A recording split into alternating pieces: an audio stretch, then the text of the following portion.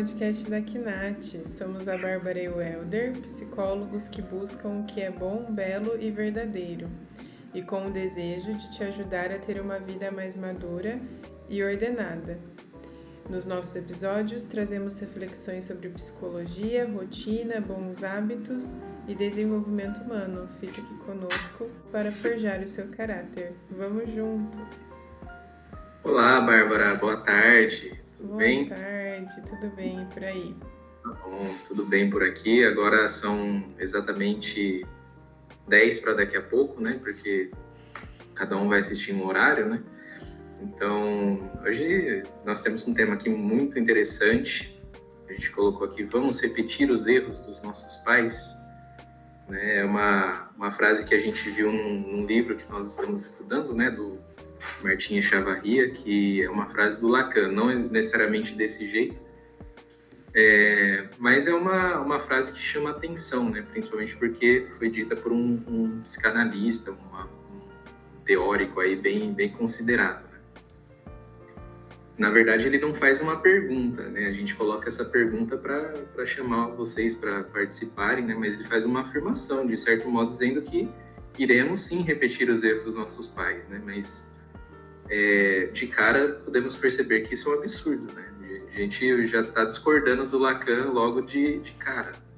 Mas a gente quer explanar algumas coisas aqui, alguns aspectos, porque se nós negligenciamos algumas nuances aí, a gente vai, de fato, né, ser conduzido pelos comportamentos, repetir os mesmos comportamentos dos nossos pais. Aí, talvez, nesse sentido, ele tenha razão, né?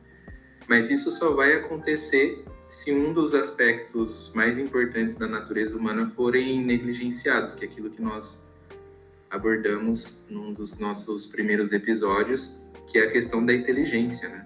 Se nós não utilizamos a inteligência, nós não vamos amadurecer, né? Ainda que nós estejamos fazendo coisas boas, né, Bar? Então, olha, posso estar aqui fazendo uma coisa, ajudando o outro, fazendo caridade, etc, tal. Só que se eu faço isso de maneira autômata, né? Um automatismo, sem colocar minha inteligência, sem colocar o meu intelecto, sem colocar presença, a gente vai estar fazendo coisas boas e mesmo assim não seremos felizes, né? Sim. É um pouco ousado da nossa parte discordar do Lacan, né? Talvez as pessoas que estão nos ouvindo vão achar isso. Mas a gente está fazendo um exercício de inteligência também para justificar essa nossa colocação aqui. E de fato, né? Bom, a gente explicou um pouco mais sobre a inteligência naquele podcast. É o terceiro podcast. Terceiro episódio. Segundo? O segundo episódio que a gente... o segundo episódio. Então, né, se vocês quiserem saber mais, tem como ouvir lá também o episódio 2. Mas, de toda forma, dá pra gente pensar um pouco que a inteligência é uma ferramenta para amadurecimento, né? Então, repetir ou não os erros dos nossos pais também passa por um processo de amadurecimento em certo sentido. Porque para isso a gente precisa entender a história dos nossos pais, a nossa história, entender que muitas vezes os pais não fizeram as coisas por mal, né? Eles erram tentando acertar, aquela clássica frase, né? Que a gente já ouviu aí, mas que faz muito sentido, porque, em geral, os pais querem o melhor para os seus filhos, né? E é um exercício da inteligência, pensar em tudo isso, compreender tudo isso, assimilar essas coisas, essas histórias, né? Uhum. E aí, de algum modo, colocar a inteligência mesmo para trabalhar, né? É um modo da gente não repetir o que a Elis Regina cantou, né? Minha dor é perceber que, apesar de termos feito tudo o que fizemos, ainda somos os mesmos e vivemos, ainda somos os mesmos e vivemos como os nossos pais. Né? Que bom que a gente possa vir aparecer com os nossos pais nos acertos, né? Mas que a gente faça isso de modo consciente, né? Com a inteligência ali ordenando os nossos afetos, os nossos sentimentos, a nossa vontade, como a gente sempre tem trazido, né? Porque, obviamente, que nós temos uma similaridade com os nossos pais, né? Um aspecto que a gente pode pensar é a questão da hereditariedade genética. E um exemplo que nós pensamos é a questão das fotografias antigas de familiares, né? Então, a gente está vendo isso lá em casa, Bah. Então, minha mãe tem lá, né, um monte de foto antiga e tal, né? Quando minha irmã era criança, quando eu era criança e tal.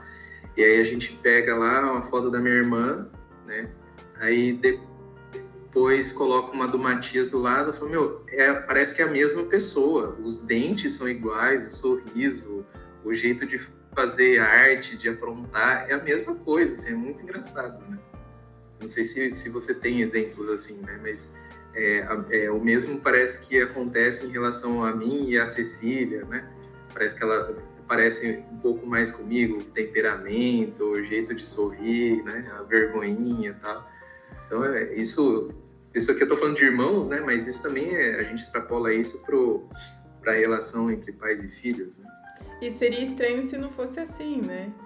Porque, poxa, você tem filho, seria estranho nascer um filho que não tem nada a ver com você, né?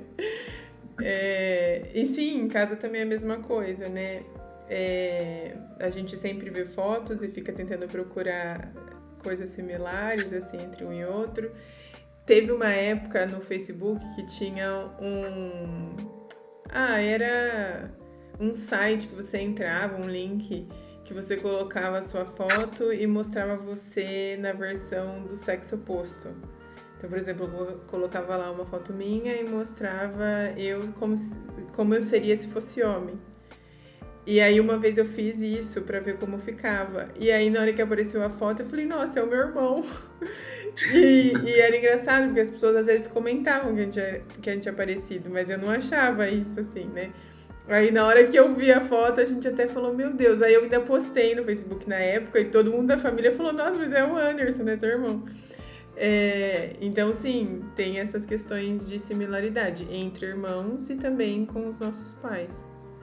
E aí essa hereditariedade, né, essa questão mais genética, vai além da parte física, né? Tem doenças que a gente pode herdar dos nossos pais, assim como tem a questão do temperamento, que pode ser o mesmo dos nossos pais, uma ou outra mania, um outro jeito. Afinal de contas, também nós aprendemos as coisas por repetição do comportamento, né? Então, é natural que a gente vá reproduzir o comportamento da pessoa que nos ensinou. E aí é até interessante porque no caso das famílias que têm filhos adotados, por exemplo, é muito comum você ver o filho com o mesmo traço, o mesmo jeito de fazer as coisas do pai ou da mãe, mas foi adotado, né? Mas porque aprendeu, né, com os pais. Até a gente tem um casal de amigos que os filhos são muito parecidos, né, com os pais, assim, é incrível. Você até fala, foi adotado mesmo, porque é muito parecido. E porque vai aprendendo também um pouco da forma de lidar com as coisas, né? De enfrentar as coisas. Até é muito interessante porque a Mercedes Palé, que é uma grande psicóloga, tem um livro sobre a virtude da família, a educação das virtudes na família, acho que é isso o título, se não me engano.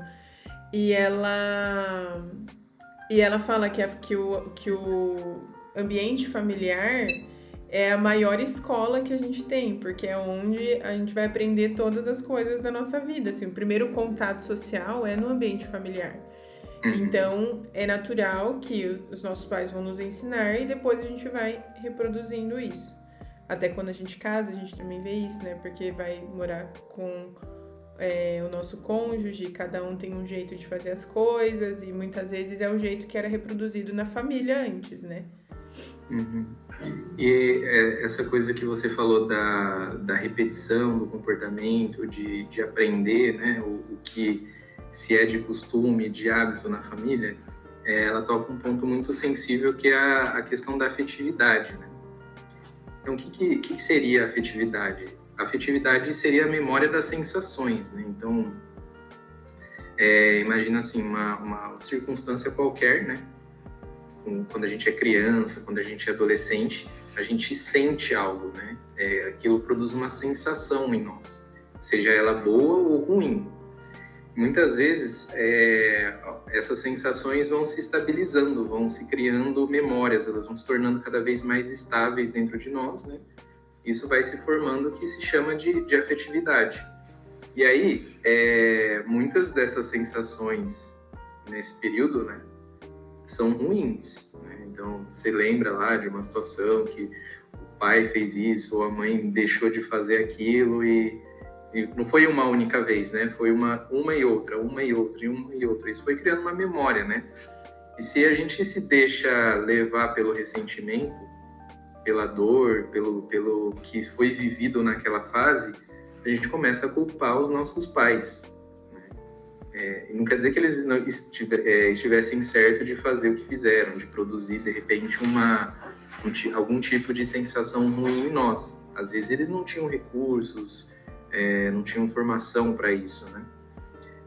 E aí isso vai fazendo muitas pessoas caírem numa espécie de vitimismo e irresponsabilidade diante da vida, né?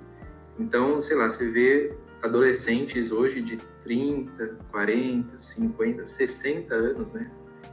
Que ainda assim culpam os pais, né? Sendo que eles possuem a responsabilidade por aquelas coisas que estão realizando na própria vida, né? Não sei se você observa isso, Bar, na sua prática clínica, assim, né? Mas eu observo de forma recorrente, assim, quanto que existem muitas pessoas que ainda estão culpando os pais, né? Por problemas que elas mesmas poderiam resolver, né? Buscar resolver, né? Eu acredito até que esse é um fator que reforça essa geração que vive como adolescente já aos 30, 40 anos, por exemplo. É um fator que acaba reforçando esse comportamento, né? Porque aí sempre culpa os pais dos problemas da vida, né? E não reage diante da vida. Não só vejo isso na prática clínica, como também às vezes acompanhando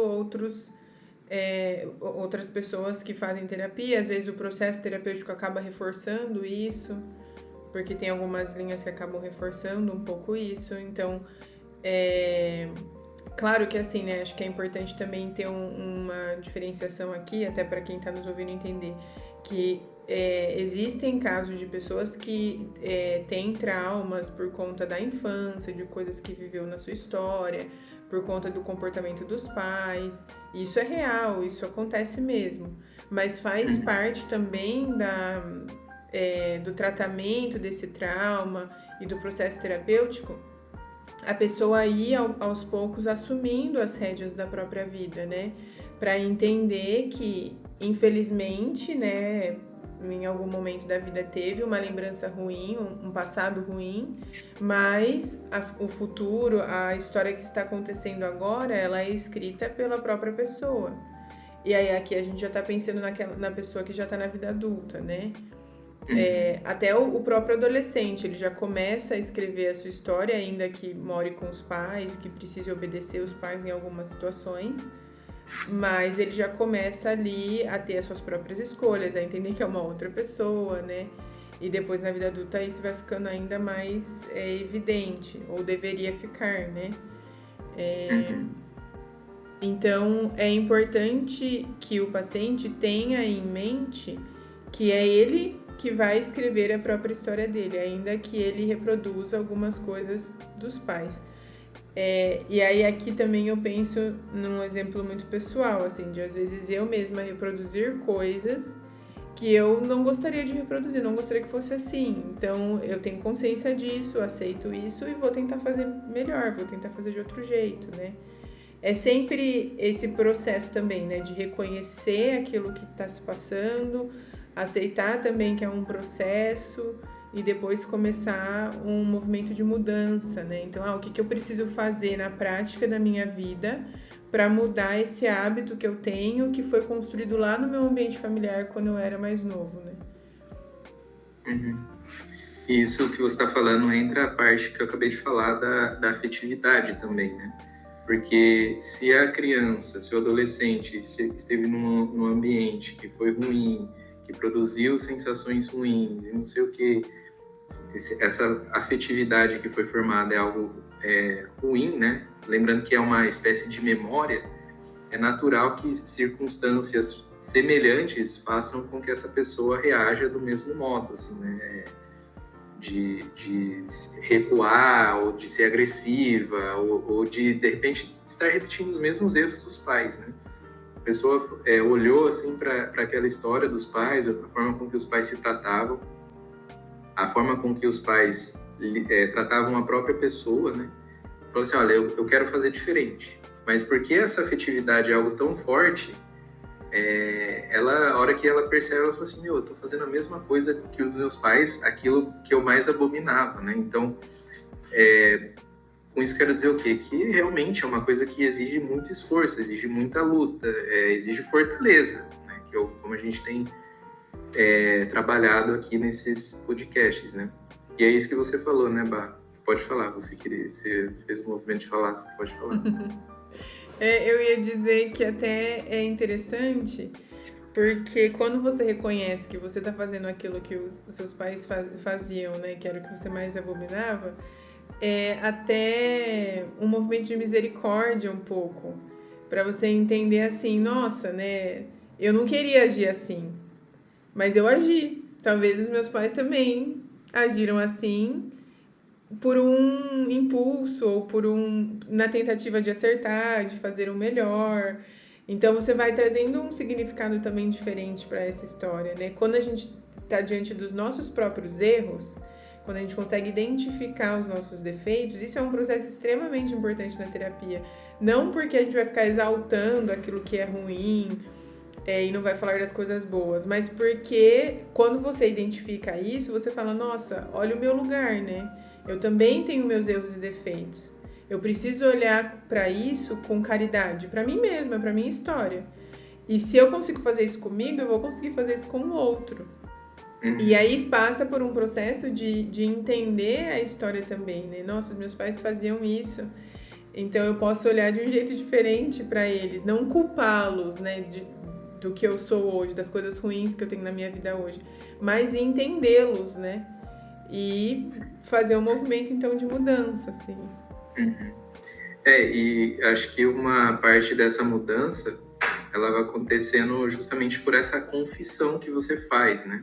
Olha, eu tenho essa limitação, eu tenho esse problema, eu tenho isso, eu tenho aquilo. E entender também aquilo que você tinha dito antes, né? Que a vida é uma narrativa. E que essas mesmas pessoas que de repente te machucaram, que te fizeram mal, que você tem um certo ressentimento, uma dor, é bem provável que foram essas pessoas que fizeram algum sacrifício para que você existisse hoje.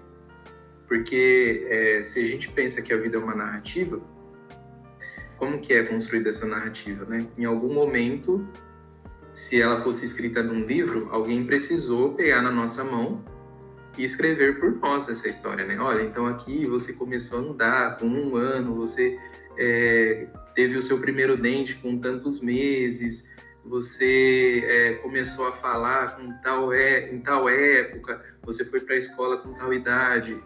Elementos que a gente não saberia se alguém não tivesse feito por nós, né? Se alguém não tivesse dado de comer, não tivesse trocado, não tivesse colocado para dormir.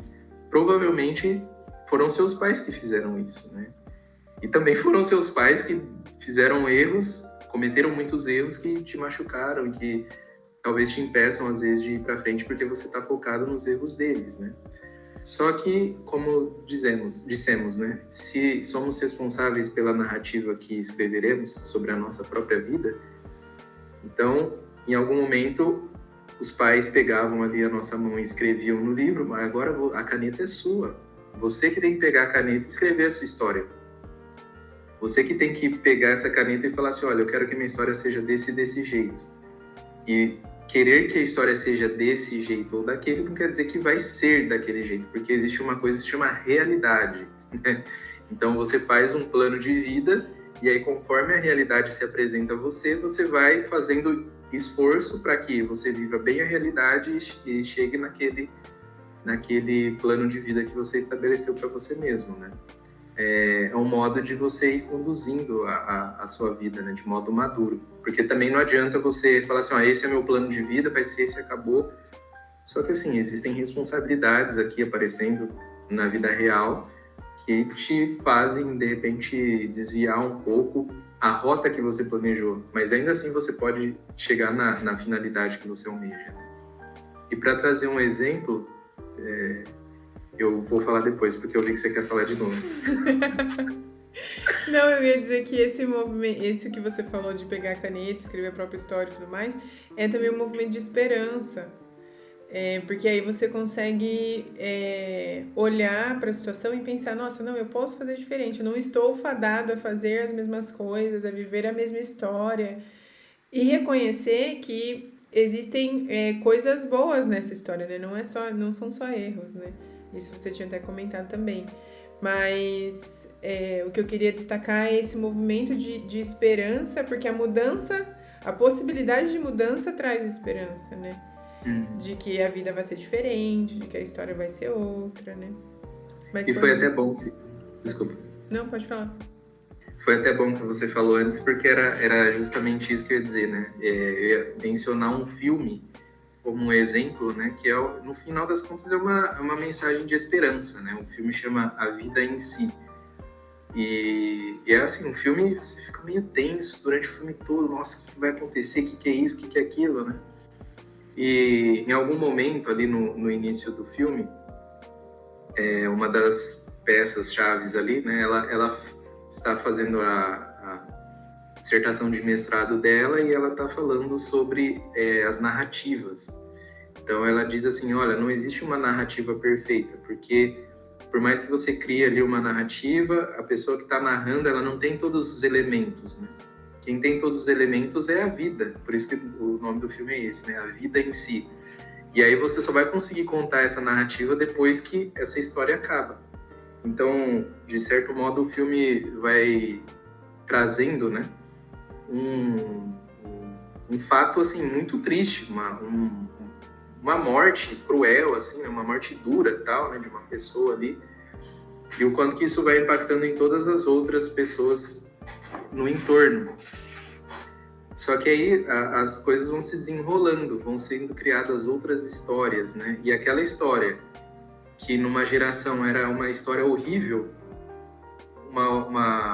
na geração seguinte, né, ou duas gerações seguintes, essa pessoa deu um novo sentido para essa história, né?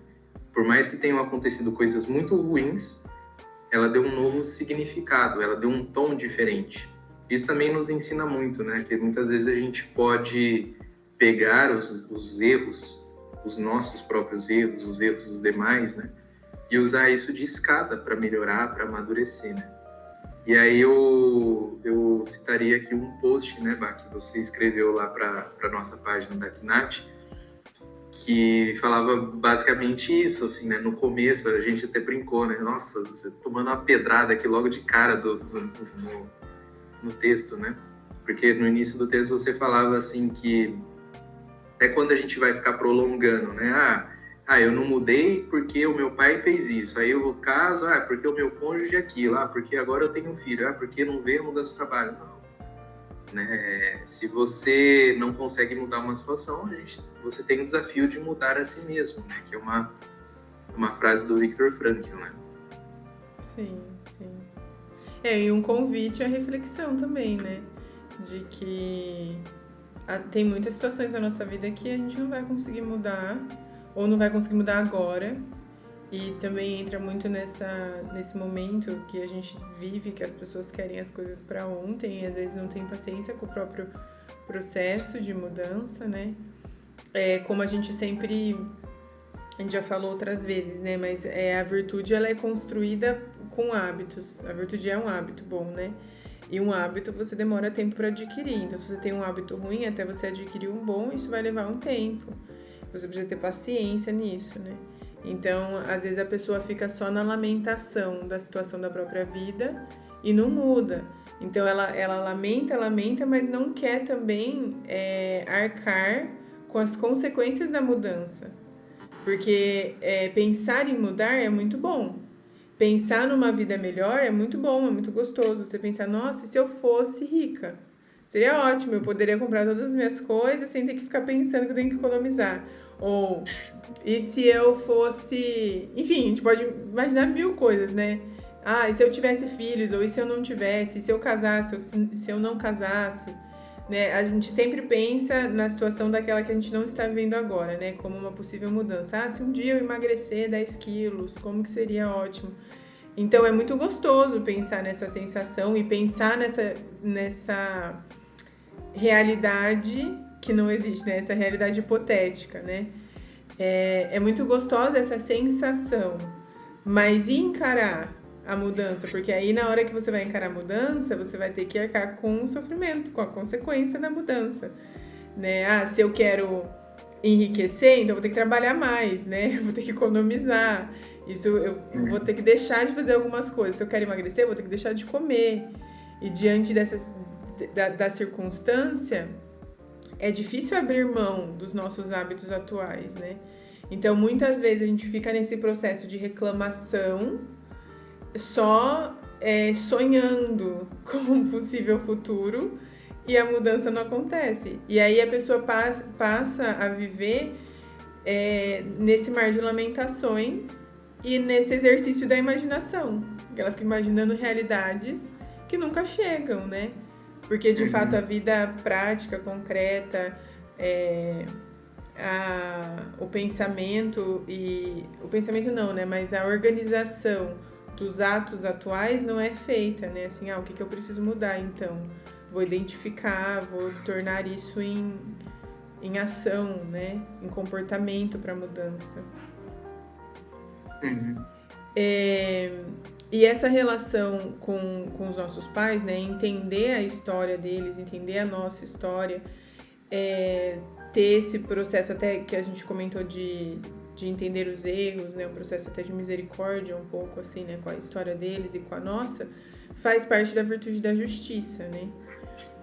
A virtude da justiça, a gente não vai se prolongar muito nela, mas é interessante de poder contextualizar ela aqui, porque ela é muito presente nesse tema, né? A virtude da justiça é definida por dar a cada um o que é seu por direito, né? Então, você até comentou isso anteriormente aqui no podcast, que os pais, eles se sacrificam por nós em certa medida, né?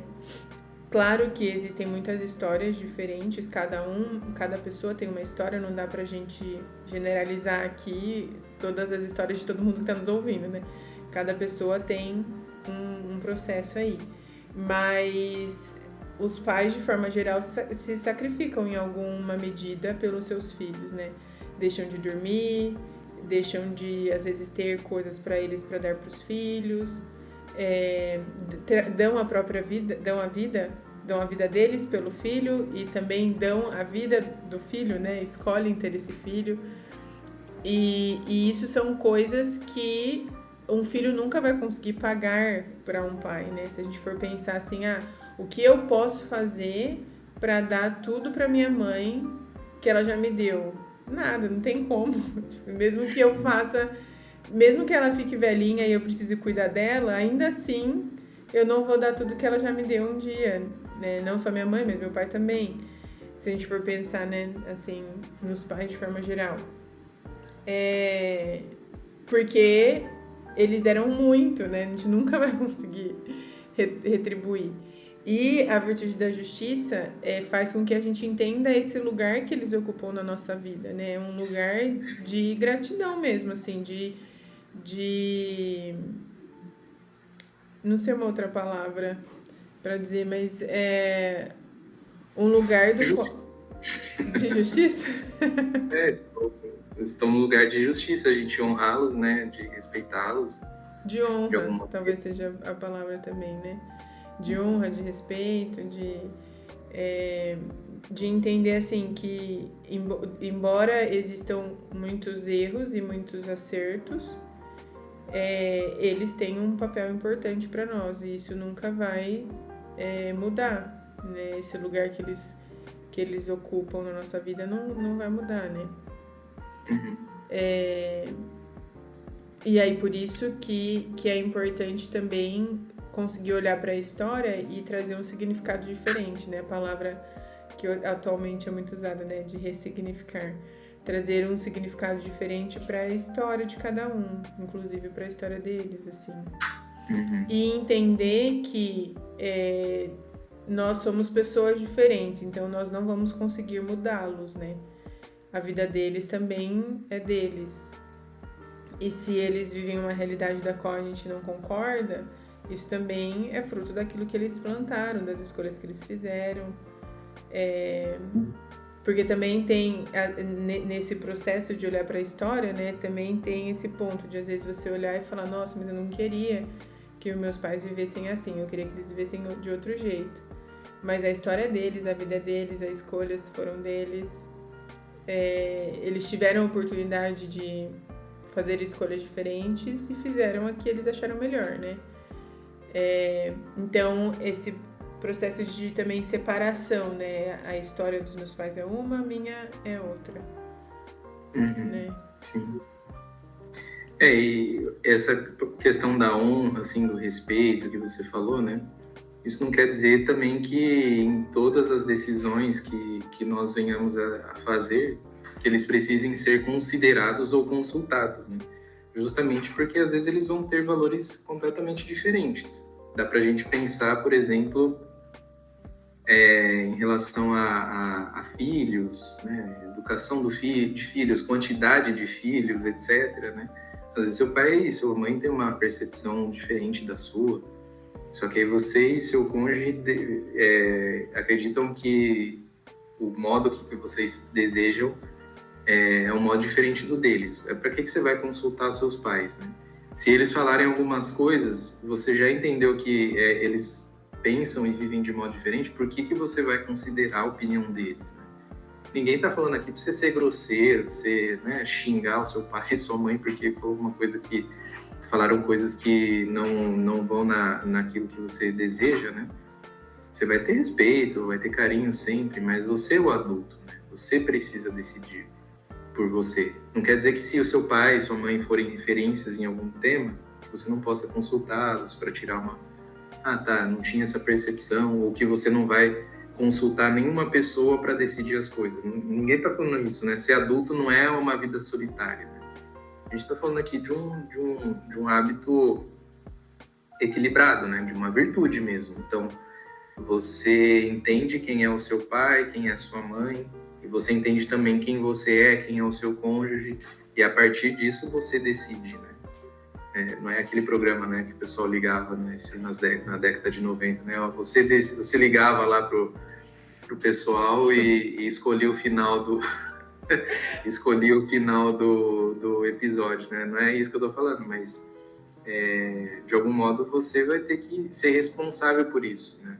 Se você foi por um caminho porque o seu pai falou, você não vai poder responsabilizar ele, né? Você que vai ter que matar no peito, assumir a bronca e aceitar que de repente você errou ou que você acertou, né? Mas que aquilo que a gente estava falando no início, né?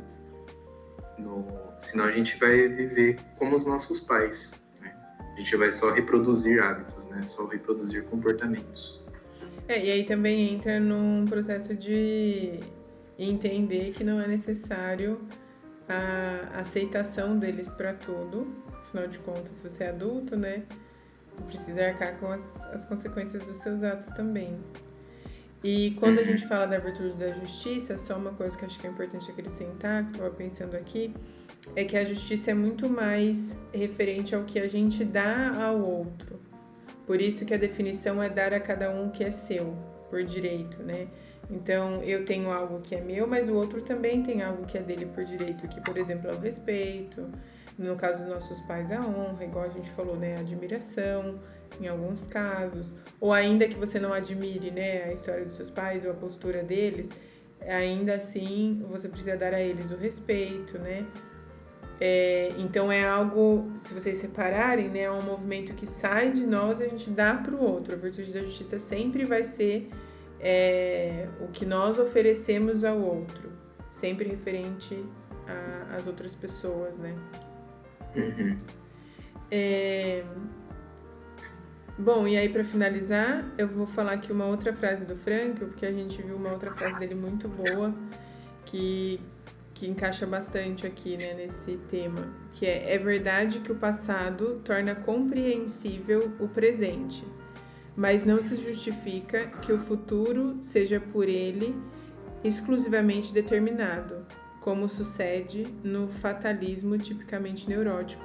Ou seja, ele está falando, né, que é verdade que o passado torna compreensível o presente, é exatamente o que a gente falou, né, olhar para o passado, muitas vezes a gente entende o presente, mas isso não justifica que o futuro seja determinado por isso, por essa história, né? Então eu olho para o meu passado, eu entendo o presente, eu entendo as minhas tendências, eu entendo a minha história, mas isso não quer dizer que o meu futuro vai ser determinado por isso que se deu até aqui, né? O futuro eu tô escrevendo agora, no hoje, né? Sim. E obviamente que muitas vezes para construir, para compreender essa história toda, né? O passado e construir o futuro que se almeja, a gente vai precisar de uma ajuda, né? Vai precisar de uma ajuda profissional, a gente vai precisar de um amigo. Muitas vezes a gente não vai conseguir sozinho mesmo, né? Ainda que o exame de consciência nos oriente em muitos passos, a gente vai precisar de uma ajuda, né?